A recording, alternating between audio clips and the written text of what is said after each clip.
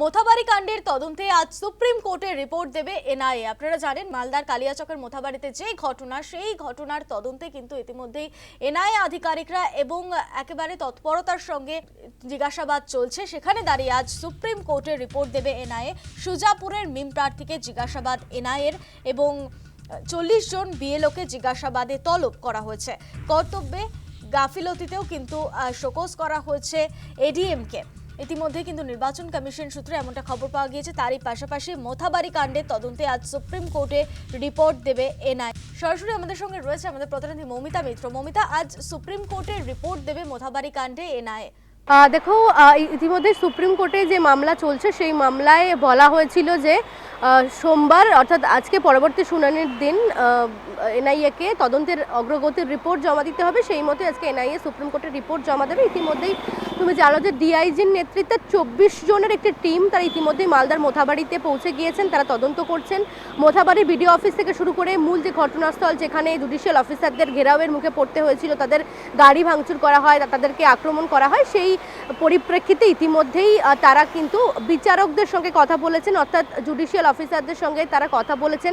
গতকাল বালিগঞ্জে এক জুডিশিয়াল অফিসারের বাড়িতেও তারা যান এবং যাদেরকে এখনো পর্যন্ত গ্রেফতার করেছে সিআইডি এই ঘটনায়, সেই ধৃতদেরকেও জিজ্ঞাসাবাদ করা হয়েছে। জেলে গিয়ে তাদের জিজ্ঞাসাবাদ করেছেন তদন্তকারীরা। পাইলট কারের চালক যারা ছিলেন তাদেরকে জিজ্ঞাসাবাদ করা হয়েছে। এমনকি সেন্ট্রাল ফোর্স অর্থাৎ কেন্দ্রীয় বাহিনীর যে আধিকারিকরা সেই সময় ঘটনাস্থলে ছিলেন তাদের কাছ থেকেও তারা ঘটনার পুঙ্খানুপুঙ্খ বিবরণ নিয়েছেন এবং সব মিলিয়ে 40 জন বুথ লেভেল অফিসারকে তলব করা হয়েছিল জিজ্ঞাসাবাদের জন্য। তার মধ্যে 22 জন ইতিমধ্যেই হাজিরা দিয়েছেন বা 22 জনের সঙ্গে কথা বলেছেন এনআইএর আধিকারিকরা।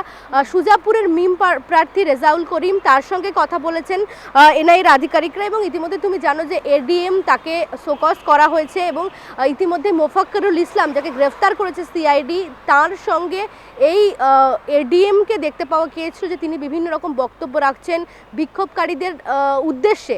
সেক্ষেত্রে কার নির্দেশে তিনি এই ধরনের মন্তব্য করলেন সেই বিষয়গুলো কিন্তু খতিয়ে দেখা হচ্ছে এবং যে কারণেই তাকে শোকজ করা হয়েছে।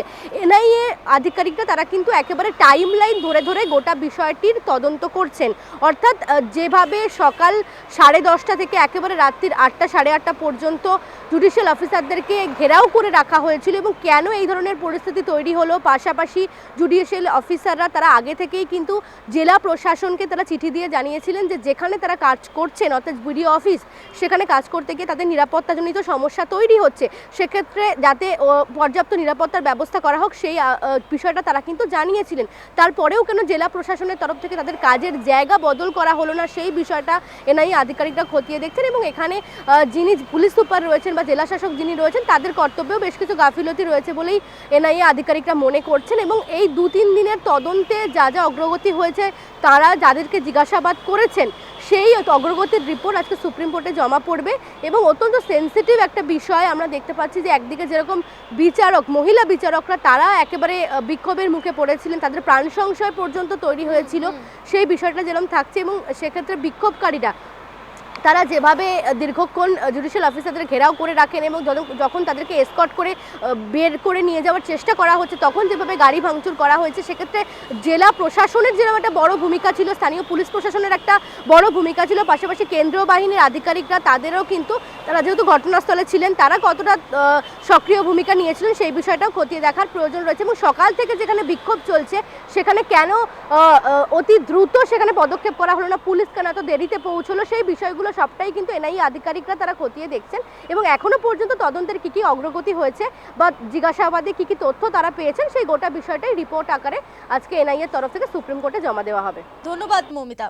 গতকালই আমরা জানি যে মোথাবাড়ি কাণ্ডে একেবারে টাইম লাইন ধরে ধরে কিন্তু তদন্ত প্রক্রিয়া শুরু করেছে এনআইএ এবং বুধবার রাতে কিভাবে হামলা হচ্ছে তথ্য জানতে বালিগঞ্জে বিচারকের বাড়িতেও কিন্তু এনআইএ আধিকারিকরা যান গতকাল এবং আগেই পাইলট কারের চালকদের জিজ্ঞাসাবাদ করা হয়েছে এবং জিজ্ঞাসাবাদ করা হয়েছিল কনভয়ে থাকা বাহিনীর জওয়ানদেরও। ইতিমধ্যেই আজ যেমনটা জানা যাচ্ছে সুপ্রিম কোর্টে রিপোর্ট দেবে এনআইএ তদন্তকারীরা।